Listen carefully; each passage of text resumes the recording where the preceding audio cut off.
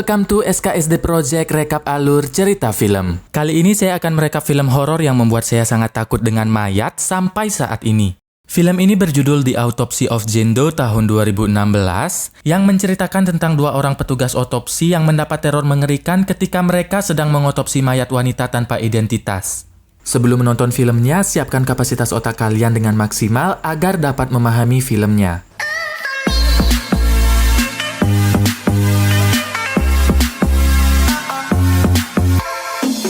Film diawali dengan sebuah rumah tempat kejadian perkara yang dimana pihak kepolisian menemukan seluruh penghuni rumah itu sudah tewas terbunuh. Anehnya, polisi tidak menemukan tanda-tanda goresan, bekas pembobolan, maupun benda hilang. Salah satu polisi malah berspekulasi bahwa para korbanlah yang mencoba keluar dari dalam rumah.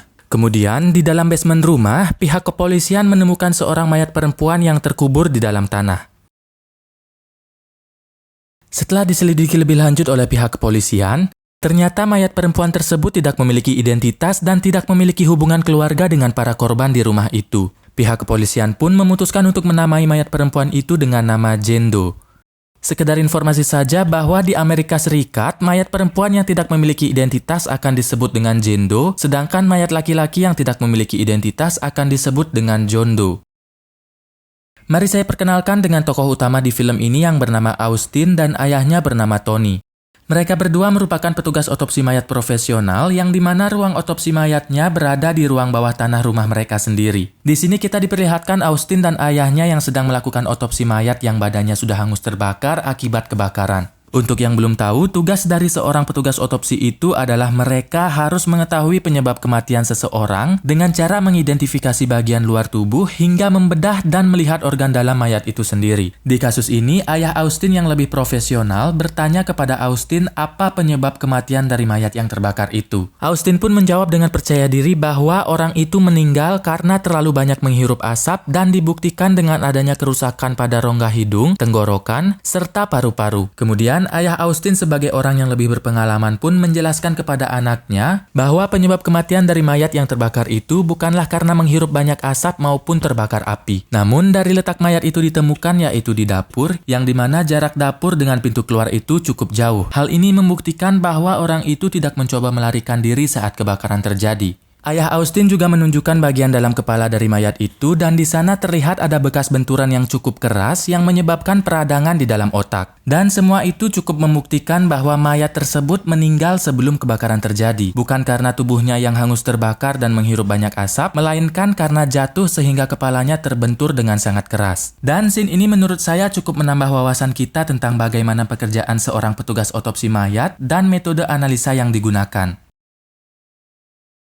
Kemudian sang ayah meminta tolong kepada Austin untuk menyelesaikan pekerjaannya, sedangkan dia sendiri akan mencari udara segar di luar rumah sambil rokokan biar lebih chill.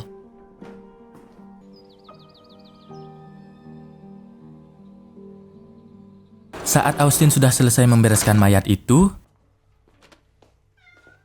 dia dikagetkan dengan kucing ayahnya yang berhasil membunuh seekor tikus di saluran udara dan langsung membuang tikus mati itu ke bak sampah lalu mencuci tangan. Dad? Kemudian, Austin merasa seperti ada seseorang yang memperhatikan dan mendengar suara dari luar ruangan. Austin pun pergi keluar untuk mencari tahu dari mana sumber suara itu, dan tiba-tiba Jesus Christ. ternyata itu adalah pacarnya Austin yang bernama Emma. Emang kampret ini cewek, pertama kali saya nonton film ini, dia nih yang bikin saya kaget. Hari itu adalah pertama kalinya Emma masuk ke ruang bawah tanah rumah Austin dan dia langsung melihat-lihat ke seluruh ruangan di sana. Karena sangat penasaran, Emma meminta Austin untuk menunjukkan salah satu mayat yang ada di lemari mayat itu. Awalnya Austin tidak mengizinkannya, namun tiba-tiba ayah Austin datang dan memperbolehkan Emma untuk melihat salah satu mayat di sana. Austin pun menunjukkan salah satu mayat yang kepalanya sudah hancur karena suatu insiden. Lalu Emma bertanya kenapa kaki mayat itu berisi sebuah lonceng. Ayah Austin langsung menjawab bahwa setiap mayat di ruang otopsi, kakinya harus diikatkan lonceng untuk memastikan apakah orang itu benar-benar mati atau hanya sekedar mati suri saja. Kan gak lucu gitu kalau lagi proses otopsi ternyata orang yang diotopsi itu hanya mati suri dan dia terbangun dengan kondisi kepala dan badan yang sudah terbelah. Kemudian ketika Emma ingin melihat wajah mayat yang kepalanya hancur itu, tiba-tiba Austin pun mengagetkan Emma sehingga Emma tidak jadi melihat wajah mayat itu. Singkat cerita, saat Austin dan Emma akan pergi keluar, mereka bertemu dengan seorang polisi di dalam lift yang membawa mayat dan harus diotopsi saat ini juga. Hal itu membuat Austin bingung dan memutuskan untuk membantu ayahnya mengotopsi mayat yang baru saja dibawa, lalu berkata kepada Emma bahwa dia akan menyelesaikan pekerjaan secepatnya dan Emma bisa menjemput Austin 1 jam lagi untuk pergi malmingan bersama. You're hot. Scene berpindah di ruang otopsi. Ternyata mayat yang dibawa polisi itu adalah mayat perempuan tanpa identitas, yaitu mayat Jendo. Pak polisi mengatakan bahwa mayat Jendo ditemukan terkubur di dalam tanah basement tanpa identitas. Bahkan sidik jarinya pun tidak terdeteksi di sistem kepolisian. Tiba-tiba kucing milik ayah Austin mengeluarkan suara aneh. Stanley. Dan mungkin saja itu adalah suatu pertanda bahwa hal buruk akan terjadi, atau mungkin saja kucing itu kebelet Polisi itu juga menjelaskan bahwa mayat Jendo itu harus segera diotopsi dan harus bisa mengetahui penyebab kematiannya secepat mungkin. Karena besok pagi akan ada banyak wartawan yang akan menanyakan mayat Jendo itu. Proses otopsi pun dimulai pada jam 10 malam yang dikerjakan oleh Austin dan ayahnya. Saat itu terdengar suara siaran radio yang menginformasikan bahwa cuaca akan cerah dalam beberapa hari ke depan. Tahap pertama otopsi dimulai dengan pemeriksaan luar dengan Austin yang mulai memfoto mayat Jendo itu, dan Austin memperkirakan usia mayat Jendo itu sekitar 20 tahun dengan kondisi kulit normal, tidak ada bekas luka memar maupun bekas pendarahan. Lalu saat Austin membuka mata mayat itu, ternyata bola matanya sudah berwarna abu-abu. Dan berdasarkan pengalaman ayah Austin, jika bola mata mayat berwarna abu-abu, maka itu menandakan bahwa mayat itu sudah mati berhari-hari. Namun, anehnya kondisi mayat Jendo masih terlihat sangat bersih dan segar. Kemudian, keanehan lainnya pun ditemukan oleh ayah Austin, mulai dari suhu tubuh yang dingin, pergelangan kaki dan tangan yang patah tanpa ada memar di kulit, hingga menemukan tanah gambut di kuku tangan dan kaki, serta rambut mayat itu.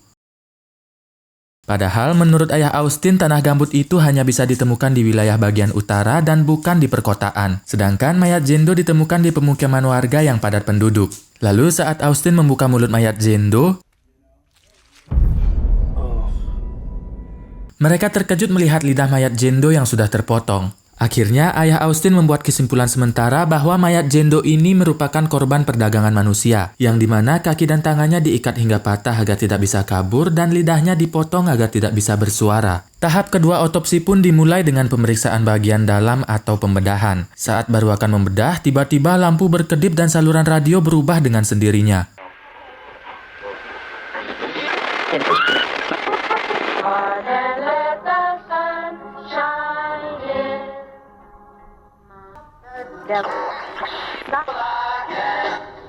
Singkat cerita, tubuh mayat Jendo sudah berhasil dibedah yang tidak mungkin saya tampilkan proses pembedahannya. Kemudian, Austin disuruh ayahnya untuk menyimpan sebagian darah mayat Jendo ke dalam kulkas penyimpanan darah. Saat baru saja memasukkan darah Jendo ke kulkas, Austin terkejut melihat darah itu tumpah menembus tempat penyimpanan darah, seakan-akan darah itu menolak untuk disimpan. Saat Austin sudah selesai membersihkan darah yang tumpah itu, mereka mendapatkan fakta baru bahwa seluruh organ dalam mayat Jendo mengalami kerusakan parah seperti bekas luka dan hangus terbakar. Ayah Austin menjadi sangat heran karena bagaimana bisa melukai organ dalam manusia tanpa menyisakan bekas luka sedikit pun pada bagian luar tubuh.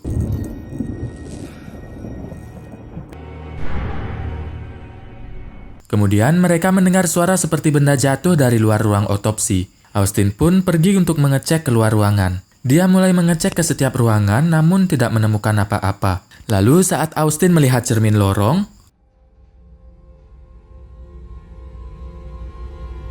dia melihat ada seseorang yang berdiri di lorong itu. Dan saat dia mengecek lorong itu, ternyata tidak ada siapa-siapa. Kemudian Austin lanjut mengecek sebuah ruangan gelap dan menghidupkan lampu di sana.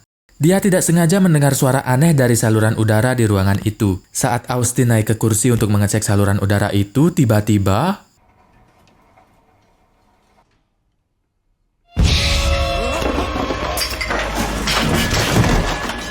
Austin dikagetkan oleh sesuatu yang membuatnya terjatuh hingga ayah Austin mendatanginya.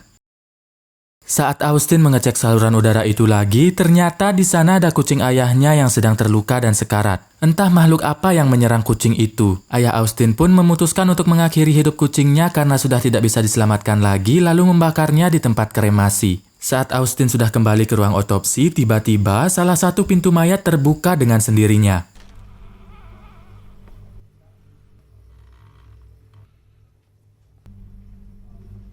What are you doing? Mereka pun melanjutkan proses otopsi tahap ketiga, yaitu pembedahan organ dalam. Saat sudah berhasil membedah bagian lambung mayat Jendo, mereka menemukan sebuah benda aneh yang setelah diteliti ternyata itu adalah sebuah bunga bernama Jimson Weed yang bisa menyebabkan kelumpuhan. Di saat yang bersamaan, terdengar berita di radio bahwa akan ada hujan deras dan angin kencang dalam waktu dekat. Saat kembali melakukan pemeriksaan, ayah Austin menemukan sebuah benda aneh lagi, yaitu sebuah kain yang bertuliskan lambang aneh seperti lambang satanik. Kemudian, saat mereka menguliti bagian tubuh mayat Jendo, mereka sangat terkejut melihat kulit bagian dalam mayat itu berisi lambang yang sama seperti di kain yang mereka temukan. Di waktu yang bersamaan, saluran radio tiba-tiba berubah, pintu lemari mayat terbuka sendiri, seluruh lampu berkedip hingga akhirnya seluruh lampu di ruangan itu pecah seketika. Saat Austin menghidupkan senter, ternyata semua pintu lemari mayat telah terbuka dan semua mayat yang seharusnya ada di dalam lemari hilang tanpa jejak. Austin dan ayahnya pun mulai ketakutan dan memutuskan untuk pergi dari ruang bawah tanah itu. Saat akan keluar melalui lift, ternyata lift itu tidak berfungsi karena listrik yang tidak stabil. Mereka pun mencoba keluar melalui pintu atas yang ternyata di luar sedang hujan deras dan ada pohon tumbang yang menimpa pintu itu dari luar, sehingga saat ini mereka tidak memiliki jalan keluar sama sekali. Lalu Austin mengecek handphone dan sialnya, handphone Austin tidak mendapatkan sinyal sama sekali. Mereka memutuskan untuk pergi ke sebuah ruangan kantor yang ada telepon rumah. Saat Austin dan ayahnya berjalan di lorong, mereka mendengar suara aneh di ruang otopsi.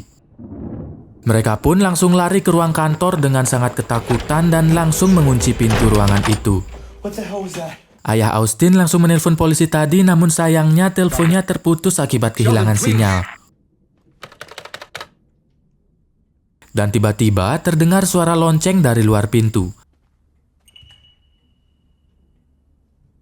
Yang dimana lonceng itu biasanya diikatkan di kaki setiap mayat di ruang otopsi. Saat Austin mencoba untuk mengintip dari bagian bawah pintu,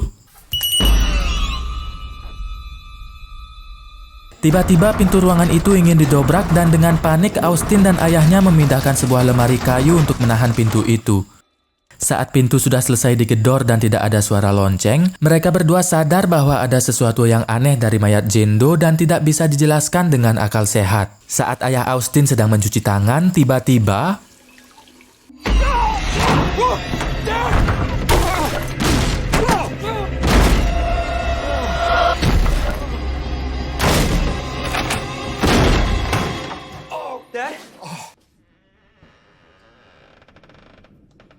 entah makhluk apa yang melukai ayah Austin. Mereka berdua memutuskan untuk kembali ke ruang otopsi dan membakar mayat Jendo itu. Saat sedang bersiap-siap untuk membakar mayat Jendo, tiba-tiba pintu ruang otopsi tertutup dan terkunci dengan sendirinya. Austin pun langsung mengambil sebuah kapak dan mencoba merusak pintu ruangan itu. Saat Austin mengintip dari celah pintu yang dirusak, tiba-tiba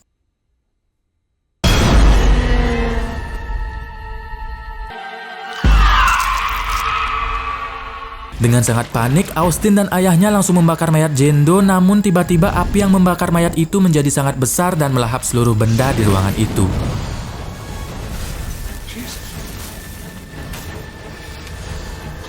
Ayah Austin pun langsung memadamkan api dengan alat pemadam dan anehnya mayat Jendo masih tetap utuh dan tidak terbakar sedikit pun.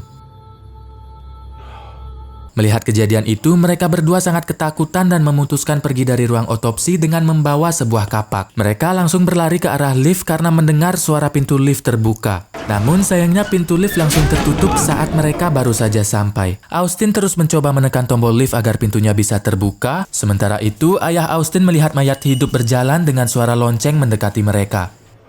Saat pintu lift sudah terbuka, Austin dan ayahnya pun langsung masuk ke dalam lift. Namun sayangnya pintu lift tiba-tiba macet lagi dan tidak bisa menutup. Ayah Austin yang sudah siap dengan kapaknya langsung mengajar mayat hidup yang mendekatinya.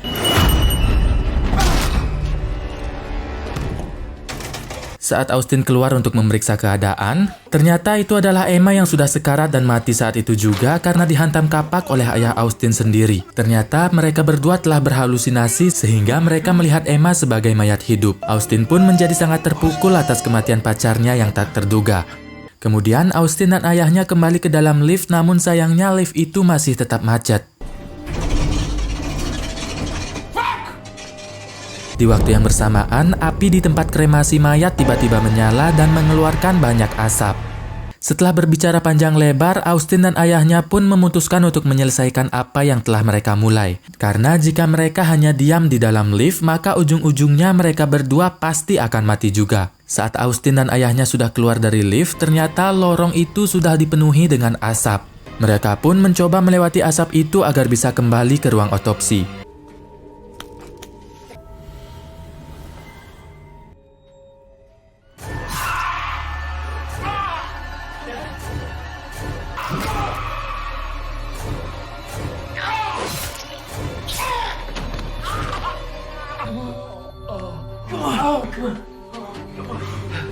Singkat cerita, mereka sudah berhasil sampai ke ruang otopsi dan mulai untuk membedah tempurung kepala mayat Jane Doe, memotong sedikit bagian otaknya untuk diteliti dan menutupnya kembali. Kemudian saat ayah Austin melihat potongan otak mayat Jane Doe melalui mikroskop, ternyata masih ada darah yang mengalir di sana. Dan itulah sebabnya kenapa mereka tidak bisa menemukan penyebab kematian mayat Jane Doe itu, karena mayat Jane Doe itu sendiri ternyata masih hidup.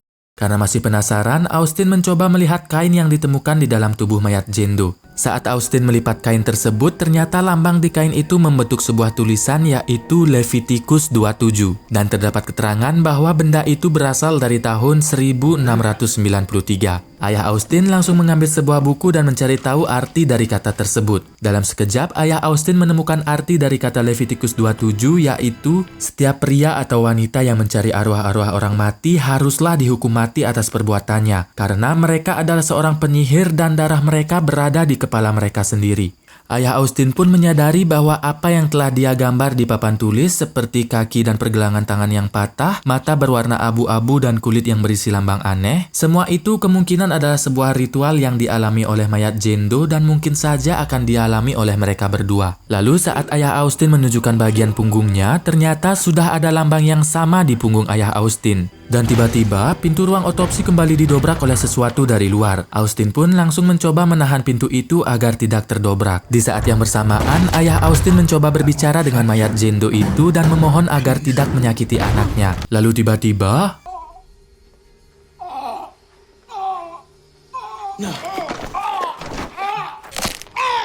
Ayah Austin merasa sangat kesakitan, paru-parunya seperti terbakar, pergelangan kaki dan tangannya patah seketika dan matanya berubah berwarna abu-abu. Sementara itu, mayat Jane Doe malah kembali pulih, pergelangan kaki dan tangannya kembali normal, matanya kembali berwarna hitam, bahkan darahnya kembali masuk ke dalam tubuhnya. Akhirnya, ayah Austin pun tewas dengan kondisi yang sama dengan mayat Jane Doe. Sungguh kejadian yang sangat di luar nurul. Saat Austin masih sangat terpukul atas kepergian ayahnya, tiba-tiba semua lampu menyala normal dan saluran radio juga kembali normal. Kemudian Austin mendengar seseorang menyebut namanya dari luar basement dan itu adalah suara dari polisi yang membawa mayat Jane Doe tadi. Austin pun langsung keluar dari ruang otopsi dan pergi ke sumber suara yaitu dari pintu keluar basement. Saat sudah di pintu keluar basement, Austin mencoba membuka pintu itu dan mendengar suara polisi yang mencoba membuka pintu itu dari luar. Lalu tiba-tiba suara polisi itu berubah menjadi suara lagu dari radio. I can't.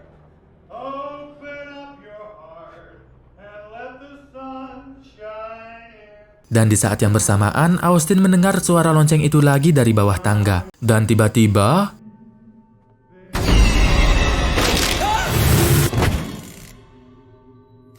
Akhirnya Austin pun terjatuh dan tewas saat itu juga. Keesokan harinya, Emma, Austin, dan ayahnya ditemukan telah tewas mengenaskan oleh pihak kepolisian. Sementara itu, mayat Jane Doe yang berada di ruang otopsi ditemukan masih utuh tanpa ada tanda-tanda pembedahan sedikit pun. Di waktu yang bersamaan, terdengar berita di radio bahwa selama 4 hari berturut-turut, cuaca sangat cerah tanpa adanya hujan sedikit pun. Dan faktanya, pintu keluar basement itu tidak pernah tertimpa pohon sama sekali. Polisi pun membawa mayat Jane Doe itu pergi ke tempat lain dengan mobil ambulan. Saat di tengah perjalanan, tiba-tiba...